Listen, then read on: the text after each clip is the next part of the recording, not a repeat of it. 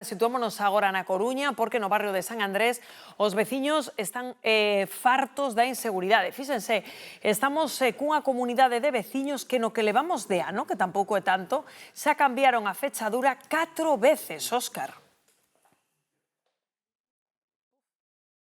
Efectivamente, Rocío, esta fechadura que temos aquí, que está arranxada, pero que todavía ten sinais de como meten pois eses destornilladores para intentar abrila, para forzala, como xa fixeron moitas veces. Adrián, vos estades agora mesmo nun episodio de inseguridade total. Así é. Este ano, como antes comentábamos, xa é a quinta vez que rompen a pechadura e a terceira este ano, sí. A terceira este ano, aquí, neste edificio, no centro da Coruña, porque estamos falando da Rúa San Andrés, unha das rúas máis enlleiras da cidade, e que tedes este soportal entre a tenda, esta tenda de roupa e o voso edificio, estades constantemente recibindo visitas por aquí.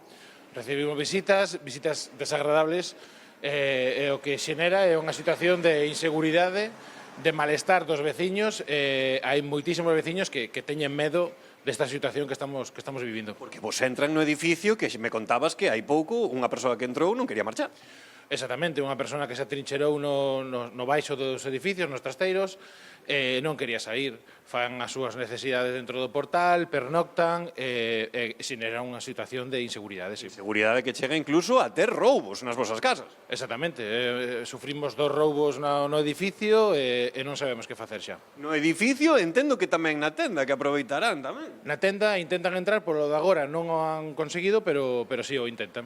Si que intentan, por exemplo, nesta zona que temos aquí dos soportais, que é clásico ver xente por aquí tirada, ver xente por aquí deitada, descansando. Ver xente tirada, descansando, e sí, eu intento que non estén, xa que necesitamos os escaparates que estén listos para que a xente poida entrar a comprar, bueno, inténtase que a xente non este por aquí, pero é casi imposible. Porque vemos as imaxes de pelexas, vemos imaxes nas que claramente hai droga envolta.